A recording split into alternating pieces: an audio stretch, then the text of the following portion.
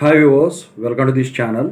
So చాలామంది students, ముఖ్యంగా JNTU students అడుగుతూ ఉన్నది ఏంటంటే, ఇప్పుడు ఆర్సీ, ఆర్వి, సివి అప్లై చేస్తాం ఒకవేళ ఫెయిల్ అయితే.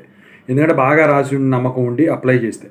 సో ఎక్కువ శాతం జేఎన్టీయూ కింద వచ్చే రీకౌంటింగ్ కానీ, రీవాల్యుయేషన్ కానీ, ఛాలెంజ్ వాల్యుయేషన్లో కానీ నో చేంజ్ వస్తుంది ఎందుకు సార్ అని చెప్పేసి స్టూడెంట్స్ అడుగుతూ ఉన్నారు. అంటే వాళ్ళు కరెక్షన్ చేయరా, లేకపోతే మన వైపు ఏమైనా తప్పు ఉందా అని చెప్పేసి అడుగుతూ ఉన్నారు. సో దానికి సంబంధించింది ఇప్పుడు చెప్తాను. ముందుగా అయితే ఇంతవరకు ఈ ఛానల్ సబ్స్క్రైబ్ చేసుకుని వాళ్ళు ఎవరు ఉంటే సబ్స్క్రైబ్ చేసుకొని ఈ వీడియోని లైక్ చేసి షేర్ చేయండి.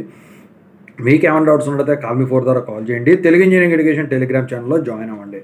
ఇక టాపిక్లో వెళితే ఏంటంటే, జనరల్గా ఏంటంటే ఆర్సీ, సివికి వచ్చేసరికి పర్సంటేజ్ చేంజ్లు అనేవి, అంటే రిజల్ట్ చేంజ్ అవ్వడానికి అయ్యే ఉండదు మీకు. అయితే ఇక్కడ ఏంటంటే, లాక్డౌన్ అప్పుడు ఏం జరిగిందంటే, వీళ్ళు ఎలా పడితే అలా పేపర్ వాల్యుయేషన్ కేర్లెస్గా చేయటం వల్ల స్టూడెంట్స్ ఫెయిల్ అయిన వాళ్ళు ఫస్ట్ ఇయర్ వాళ్ళు రీవాల్యుయేషన్ పెట్టుకుంటే రీవాల్యుయేషన్లో రిజల్ట్ చేంజ్ అయిందనమాట. చేంజ్ అయిన తర్వాత వీళ్ళు ఒక రూల్ తెచ్చారు. ఏంటంటే, మీరు ఫస్ట్ టైం చేసిన రీవాల్యుయేషన్లో చేసిన కరెక్ట్గా చేయండి. పేపర్ వాల్యుయేషను కరెక్ట్గా కనుక చేయకుండా ఏది పడితే అది చేస్తే, ఫస్ట్ వాల్యుయేషన్లో కనుక అతను ఫెయిల్ అయ్యి స్టూడెంట్ రీవాల్యుయేషన్లో కనుక పాస్ అయితే వాళ్ళని బ్లాక్ చేసేస్తాం.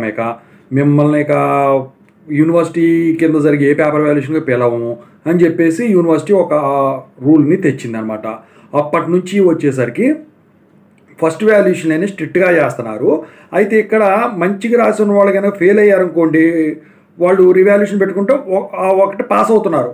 ఈ మిగతా వాళ్ళు ఉంటారు చూసారు, అన్నీ రాసేసి నాది కరెక్టే అను భావనలో ఉన్న వాళ్ళు ఉంటారు చూసారా, ఈ కీ పేపర్ దగ్గర పెట్టుకొని చేసుకున్నప్పుడు ఏమవుతుంది, అది ఎక్యురేట్గా ఉండదు, ఏది పడితే అది ఫిల్ చేసి ఇస్తారు కదా. సో అప్పుడు వాటికి రిజల్ట్ రివాల్యుయేషన్ పెట్టుకున్నా, ఛాలెంజ్ వాల్యుయేషన్ పెట్టుకున్నా నో చేంజ్ అనే ఎక్కువ శాతం కనిపిస్తూ ఉంది. మరి పేపర్ వాల్యుయేషన్ యూనివర్సిటీలో చేయరా రీవాల్యుయేషన్లో సివి ఇలాంటివి అంటే ఖచ్చితంగా చేస్తారండి, అది మీ అపోహ అంతే. అయితే ఇక్కడ మరి తప్పు మీ వైపు ఉందా అంటే, తప్పు మీ వైపు ఎప్పుడు ఉంటుంది, మీరు వచ్చేసరికి ఎగ్జాక్ట్ ఆన్సర్స్ రాయడం నేర్చుకోండి. ఏది పడితే అది కూడా కమ్యూనికేషన్, ఇంగ్లీష్ రాసే లాంగ్వేజ్ కదా. సో ఇంగ్లీషులో రాసేటప్పుడు తెలుగు మీడియంలో రాసినట్టు రాయకుండా ఇంగ్లీష్ మీడియం వాళ్ళు కూడా అట్లా చేస్తున్నారండి.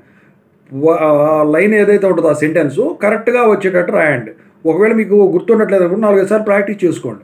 అంతేగాని ఏది పడితే అది రాసినంత మాత్రమే వాళ్ళ రోజున జేఎన్టీయూ అనంతపురం కింద రిజల్ట్ అనేది చేంజ్ అవ్వడం అయితే జరగదు. ఓకేనా, ఇవే వీటికి కారణాలు.